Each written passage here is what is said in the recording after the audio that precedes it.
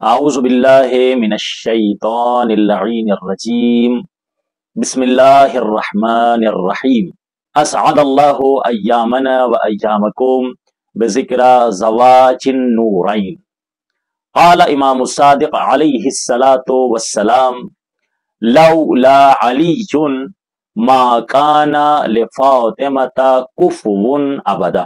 ہم تمام ناظرین و سامعین اور بالخصوص تمام شیعان حیدر کرار کی خدمت اقدس میں زواج امیر المومنین اور جناب زہرا سلام اللہ علیہ کے پرمسرت موقع پر ہدیہ تبریک پیش کرتے ہیں۔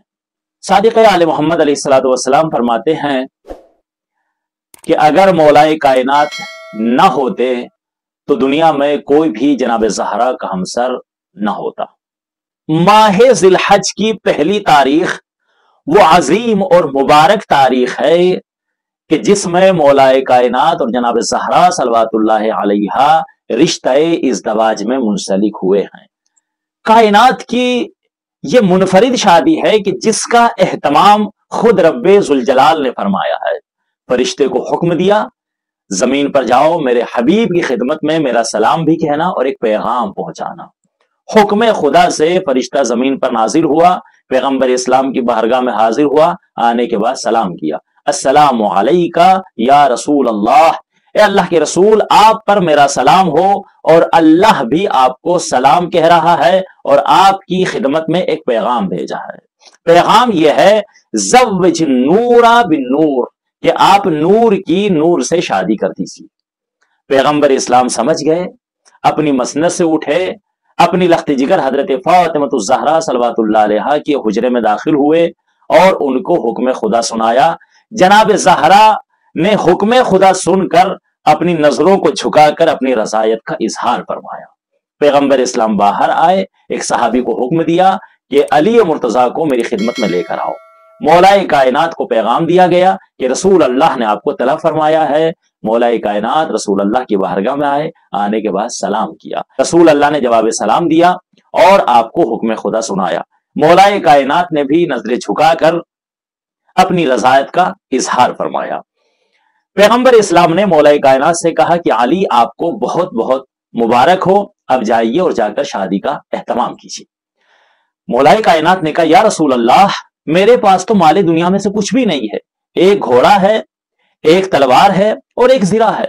رسول اللہ نے مسکرا کر کہا اے علی آپ شہسوار ہیں، آپ مرد مجاہد ہیں، لہٰذا گھوڑے اور تلوار کی آپ کو ضرورت ہے مگر زرہ کی آپ کو ضرورت نہیں ہے۔ کیوں؟ اس لیے کہ آپ اسد اللہ ہیں، یعنی آپ اللہ کے شیر ہیں، رسول اللہ کے شیر ہیں، لہٰذا آپ کو زرہ کی ضرورت نہیں ہے، جائیے زرہ کو بیچ دیجیے۔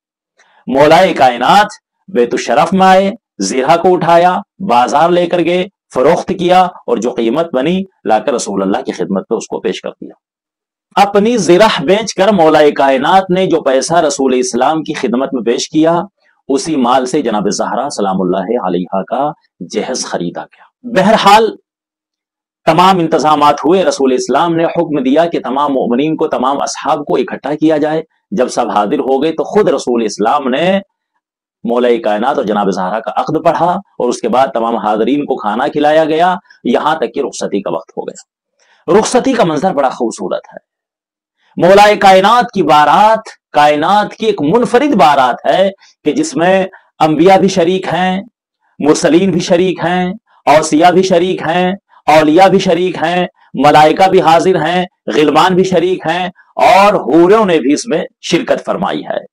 روایت میں ہے کہ جناب جبرائیل 70,000 فرشتوں کے ساتھ زمین پر مولائے کائنات کی بارات میں شرکت کرنے کے لیے حاضر ہوئے، اور اسی طریقے سے جناب میکائیل بھی 70,000 فرشتوں کے لشکر کے ساتھ مولائے کائنات کی بارات میں شریک ہوئے۔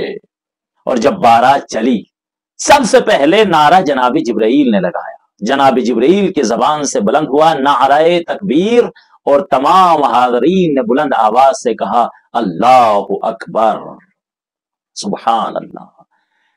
یہ عمل بھی ہم تمام شیعان حیدر کرار کے لیے مشعل راہ ہے۔ ہمیں غور کرنا چاہیے، تدبر کرنا چاہیے، تفکر کرنا چاہیے کہ ہماری شادیوں کا ماحول کیسا ہونا چاہیے۔